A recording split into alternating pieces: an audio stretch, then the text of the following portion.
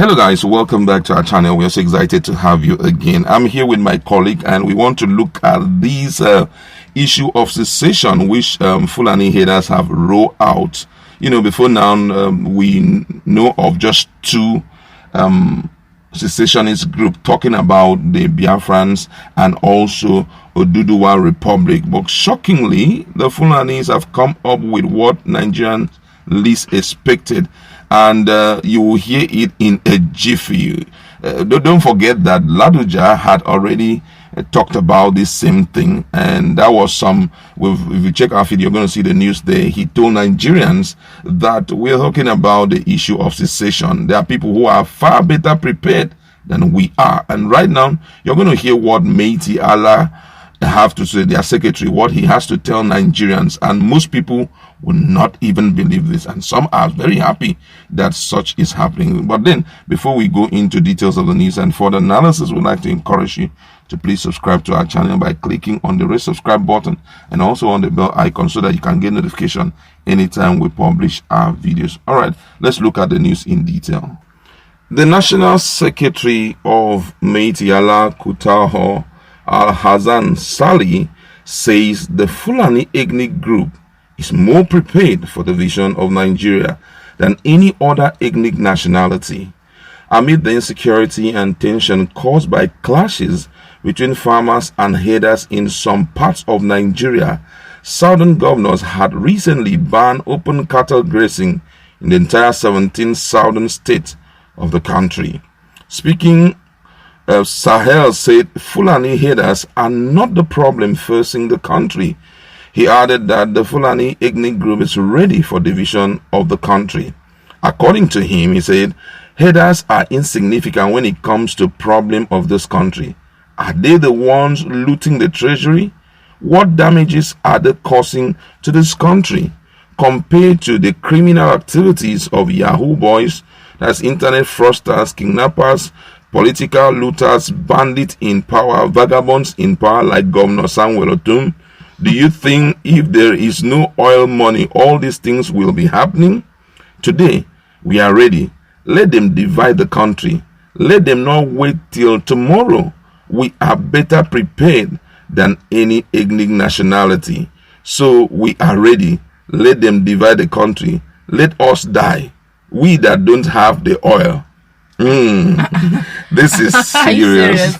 The whole problem now is all about the oil then. Exactly. Because he's saying we that we don't have oil, let us die now. Exactly. Since it's the oil that is fetching all the money. Most of the times when we have interaction with them, that's when Nigerians are talking to them, they say that the reason why they are refusing the breakdown of this country is because of the oil. That everybody is eyeing the oil. They know that they don't have anything up there, so everybody wants Nigeria to stay as one because of the oil. Now, he had thrown some questions out which I want us to also look at it, and one of such is, he says that they are not the ones looting the treasury. Doesn't mean that we can ethnic profile a particular region that is looting the treasury.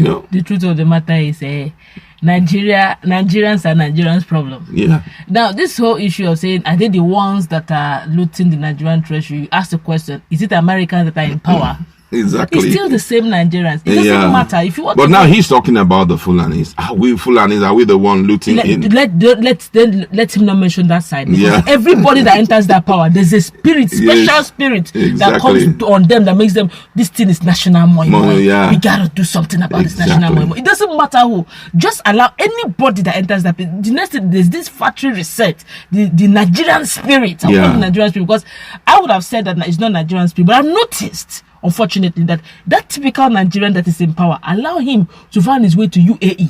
He will align. Yeah, exactly. Allow him to find himself in the corridor of power in the United States. He will just follow the constitution the way it should be. Exactly. But that same Nigerian, don't even look at it in the leadership position. Just in common Nigerian, go to a filling station and just remove your eyes for a brief second, and you want to fill your gas, you want to fill your car, you'll be surprised. Even the pump attendant will still cheat you. Exactly. So it's not let him not call bandit. I think the bandit, because if you want to go by that bandit, Nigerians have screamed severally over the issues of the Fulani headers. And sometimes those bandits are caught and they are actually Fulani. Yes. So even this issue of saying, are we the one looting the treasury? The first question you're going to ask yourself is, who are the people in the key positions in Nigeria? Still there. And what is happening there? Now, just now with the, it's everywhere. ICPC, they are talking about someone linked to Buhari that so Buhari's son-in-law has been called up to talk about the $65 million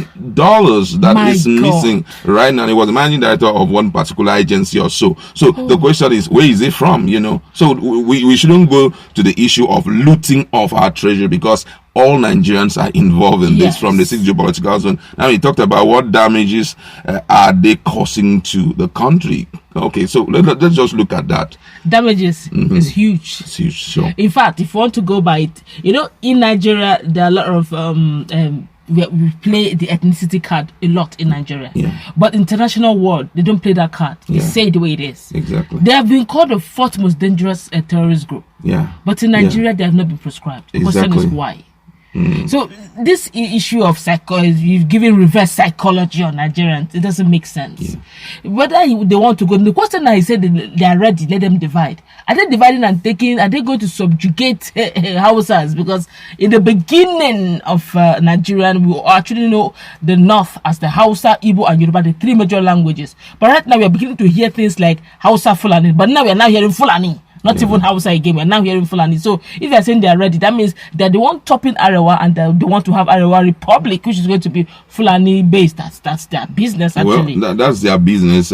But then this issue of damage in the country, I think where it's becoming very strong is in the area of the economy, because the reason why most people do not want to have a part with them is because they want to superimpose their own economic activity on other people's economic activity. For example, we're talking about this issue of anti-open grazing. How did it come about? Because of the continuous clashes between them and Nigerians and other Nigerians. For example, they come to your crop not knowing that maybe you borrowed money for that commercial agriculture you are practicing, and the next thing they eat up all the crops. Sometimes we've seen cases where they have to even dig up these yams and eat it up, and the people are like, man, why? What kind of damage is this? Some people don't even know how they're going to pay off their loans and all of that. So for telling Nigerians that what damage are they causing, a lot. If you want to think well, if you are a critical thinker, you know that some of this question he shouldn't even be asking. Now he talked about that compared activities of Yahoo boys, kidnappers, political looters, bandits. Who are the people in this position? Question is, who are they? I remembered very vividly. I can't forget what Sheikh Gumi said. He said, stop calling them criminals, call them bandits. Yes. Who are they? They call bandits. He called Fulani Herdsmen. He said, don't call them terrorists, call them bandits. Exactly. So he's now saying, are they the bandits? He's now questioning. It's like shooting yourself in the leg.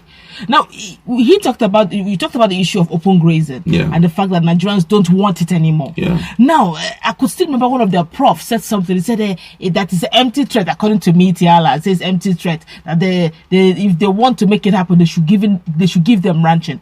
We don't have a problem with ranching, but the problem is you give them ranching today, tomorrow that land called ranch will become their forefather. That is in the 1945 Credim. Their forefather had been in that land. For that reason, it has been a Fulani land. So over the years, people are observing. If coming from Benue State, you have seen how Benue is practically been fighting for their ancestral land. Every day their senators are screaming over what is going on in Benue. So that's a typical example. If that in Benue, where they share boundaries, Benue is already screaming. In the next 20 years, and you give them ranch, are you sure that we're not going to be having the same problem Benue is having? Exactly. And now he's calling the guy vagabond in power. You can imagine. That's Governor Samuel Otum. That's vagabond in power. For me, the guy is only fighting for his own people. Do you understand? He cannot allow these people. Primary role why he's the first chief security officer. Exactly. Now, they've drawn a conclusion. They want the country to break.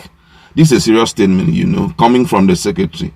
And that's why people in leadership position must be able to control their mouth so that they don't say things just anyhow. Now, the government has been overly against this issue of secession, and over times I've heard them talk about it that is a treasonable felony. Now that Hassan Sahel have said this, can we look at it as treasonable felony because they've been against it, or can we look at it as a self-determination push from the Fulanis? I also fear that I hope he's not ready to say this one that they're saying they're ready to break. Let it not be that they've gotten enough ammunitions and all that. Don't forget that Nigerians, there's this student that was released, one of the students that was released. Yeah. There's a lot of classified information he mentioned that gave me, I felt so uncomfortable. Uncomfortable. How the level of ammunitions they have within them and their numbers in the forest. So about 1,000 or so. Thereabout. Okay, and said the rockets and all the things they have there. Now, there's some things you have in your backyard that gives you confidence to speak. I just hope that this is not one of those things that is giving them confidence to speak. If they're talking about, if everybody's on the same page, okay, then by all means, what are the lawmakers waiting for? Okay? You are talking there. So if Iowa is saying we are ready, Biafra say we are ready, Oduduwa say let's go there. So what are we waiting for? Come on, let's wow. That's a good one from you. It's going to happen because we are almost at the same level right now. They say we do not want again, and we are saying the southeast is saying they don't want it. And also, this thing, Oduduwa is also saying that they don't want it. I think at this point, we have to leave it for our people. That's go to our comment section. Please, no insult. Insult doesn't pay. It doesn't make you more smarter or more intelligent. Just go straight to the point. Just show that you're a critical thinker. Say the right thing.